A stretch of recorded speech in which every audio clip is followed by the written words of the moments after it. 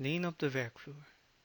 Er zijn vele discussies en theorieën wat wel of niet lean is. In verschillende organisaties over de hele wereld zijn er pogingen gedaan om lean te implementeren vanwege de beloofde financiële voordelen. Maar niet iedereen is hierin succesvol gebleken. Dus, hoe boek je dan wel succes? Om te beginnen gaan we bespreken wat lean is. Waar gaat het om? Wat is het doel van lean? Lean is leren verspillingen zien en verspillingen elimineren door continue verbeteringen. Maar dan kan je je afvragen, wat voor soorten verspillingen zijn er dan? Er bestaan 7 soorten verspillingen. Overproductie ontstaat door meer te produceren dan wat de klant vraagt. Overtollig inventaris ontstaat door opgestapelde voorraad en werk dat nog verwerkt moet worden. Wachttijden ontstaan wanneer 2 afhankelijke processen niet goed gesynchroniseerd zijn met elkaar. Onnodige bewegingen voegen geen waarde toe aan de service of product en wordt ook gezien als verspilling. Transportatie is onnodige verplaatsing tussen processen. Door opeenvolgende processen zo dicht mogelijk bij elkaar te plaatsen, kan je verspilling tegengaan. Bij defecten wordt er extra tijd en moeite ingestopt in eerder werk dat is geleverd. Overprocessing is meer werk leveren dan nodig is. Deze verspillingen gaan ten koste van de potentiële creativiteit en talent op de werkvloer. Juist de werknemers zijn professionals op hun eigen gebied en weten beter verbeteringen in hun processen te bedenken.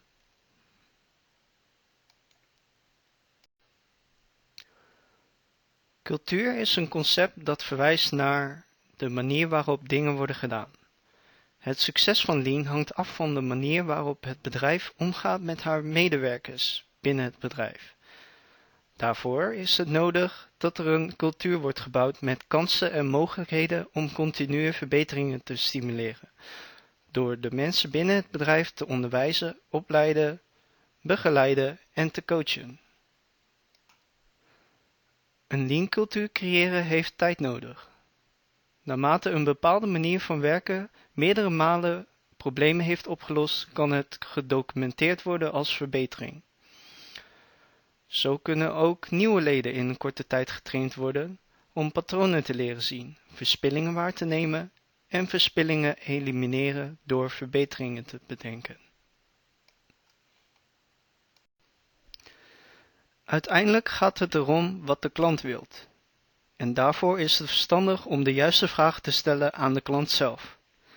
Er wordt efficiënte waarde gegeven aan het eindproduct wanneer het in lijn is met wat de klant wilt.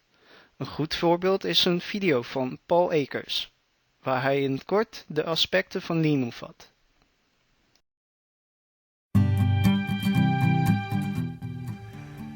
So I go to get coffee at McDonald's the other day, and I actually happen to love McDonald's. I think it's a great organization. I think it's very well run and very well disciplined, but standardized work is tough in any organization, even some of the best companies in the world.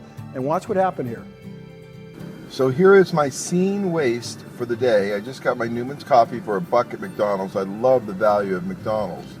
But I asked for 3 creams and 2 Splendas in the coffee, and they said, no problem, we'll put it in. But she handed me this bag. And I go, wow, that bag's heavy. And she put 5 creamers, 4 Splendas, and 4 sugars. I think that's a little bit of overproduction and a whole lot of waste. Isn't that interesting? Now that happens all day long, millions of times a day at McDonald's. And McDonald's wants to improve their bottom line. All they have to do is do a little better process, right? Start teaching their employees to listen to the customer. Make sure there's clarity. I'm sorry, sir, did you say you wanted 2 creamers or 3? I'm sorry, I wasn't quite sure on that. Did you want 2 Splendas or sugar? No, I wanted 2 Splendas and 2 creams. And if you could put it in there, that'd be great, because it'd save me the time having to stop the car, tear open all the packets. I'm going, wow, that'd be cool. Watch what happens. So I go into McDonald's yesterday in Las Vegas, and they have better processes. Now, I'm going to play this video and I want you to watch it very carefully. They've got the sweet and low right there, the Splenda right there, and the sugar right there. No packets to tear open. You hit the shot, you get exactly what you want, and there's a creamer thing down here. They press a button, they put the cup there, they press the button. As they're pressing the button, they're grabbing the coffee up here. So there's no waiting. It's magical what's going to go on here right now. I mean, it's pretty cool that they figured this out, but it's not standardized work throughout all their company. But if they did, think about how much waste they would eliminate. Watch this. So I asked for the coffee. Sugar, into the thing, boom, lets it go, gets exact the right amount. Coffee goes in, it's mixing right now, there's no stirring. They eliminated the stick, and they're done. Look at the difference. Think of all the waste it took to get all that stuff, put it all in the bag, hand it to me, then me take it to the landfill, then it get thrown out and tossed over and turned over, and they eliminated it all. Good process. How good are your processes? Do you have good processes at work? Does your company run smooth?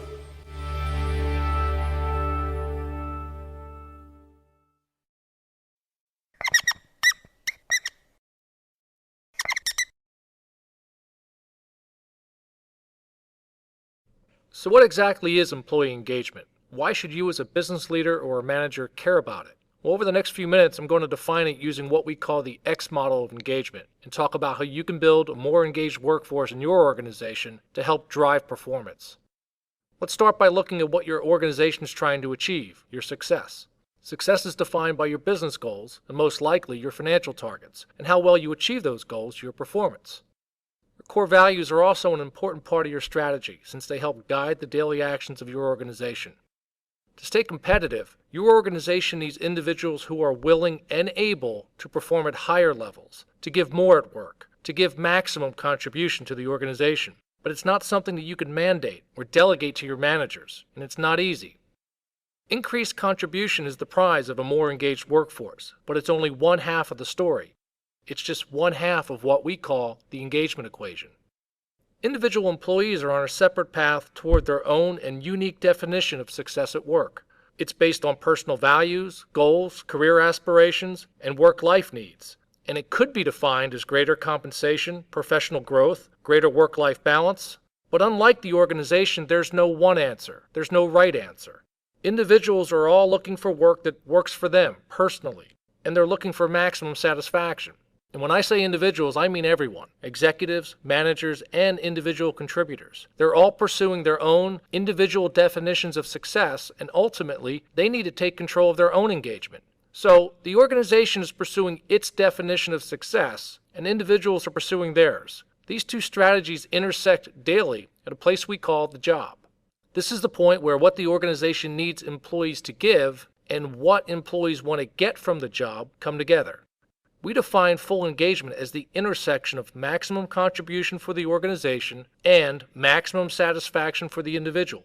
This is the apex in our model, a sustainable level of high performance that mutually benefits both parties.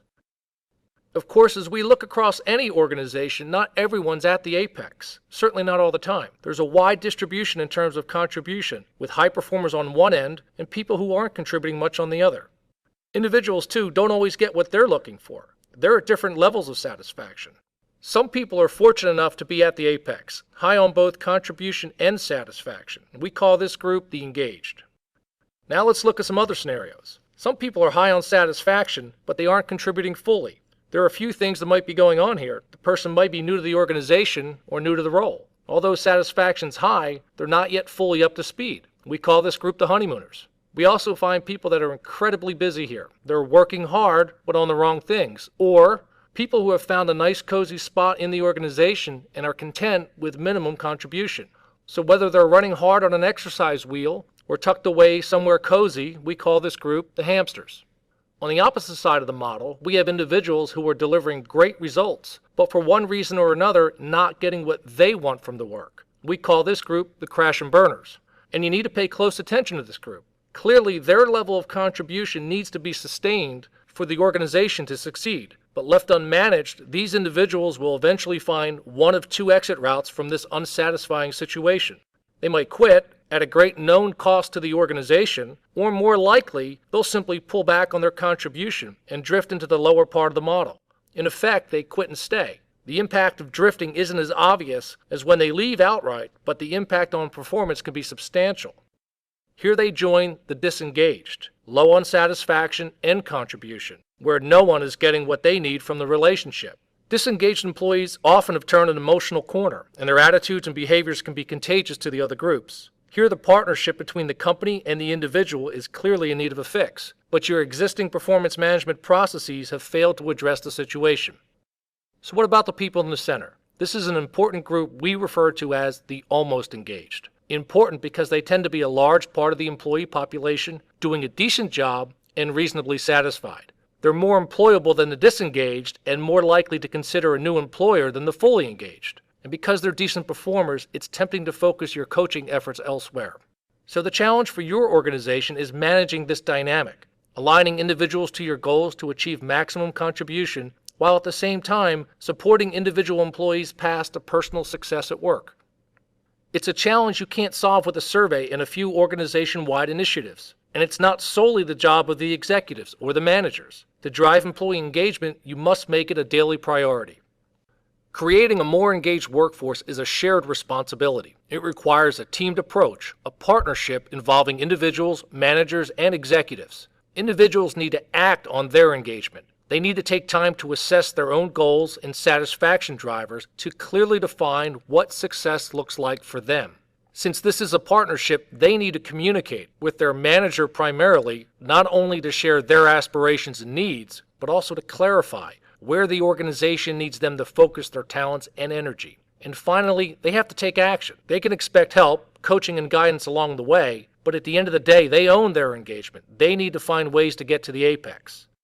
Managers play an important role. Since engagement is an individualized equation, only they can work one-on-one with their team members to coach them to higher levels. The fact is, managers need to care about engagement if they want to reach their goals. They need to build solid coaching relationships with their team members. They need to coach for performance and for development. They need to align daily priorities, interests, and talents to the organization's goals. They need to recognize and show appreciation for discretionary effort and achievements that are in line with the strategy. And finally, they need to engage themselves and engage each individual on the team in dialogue about what matters most for the organization and for them. The best managers are able to directly connect the individual passions and proficiencies of their team to the organization's priorities. Okay, so what about the executives, the senior leaders? What is their role in this teamed approach? Clearly, they are also individuals and need to pay attention to their own engagement and the engagement of their direct reports. They need to model what they expect their managers to do with their teams. This is a great opportunity to lead by example. But beyond this, they have an important role in setting the tone, providing clarity around the goals and the strategy. Ultimately, they need to make their case for engagement. By this I mean they need to foster a sense of community within the organization. They have to be authentic in what they say and what they do. They must provide significance to the aims of the organization to really help employees find greater meaning in the work that they do and build excitement to move the organization forward. By making engagement a part of the company culture, making it a daily occurrence versus an event, and by addressing it as a team at the individual, manager, and executive levels, an organization can, over time, build a culture of engagement that drives performance. One in which each individual is achieving his or her ambitions and finding maximum satisfaction in their work, but also contributing more at work to drive the organization's success.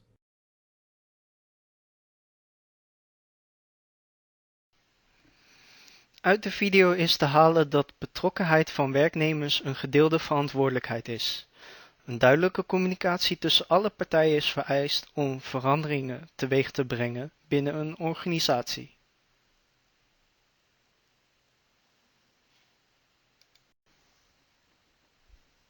Kort samengevat, Lean is leren verspillingen zien en verspillingen elimineren door continue verbeteringen. Om succes te boeken is het nodig om samen een cultuur te bouwen waar werknemers en managers worden betrokken om continue verbeteringen te stimuleren, door de mensen binnen het bedrijf te onderwijzen, opleiden, begeleiden en te coachen. Ik dank u voor uw aandacht en uw tijd.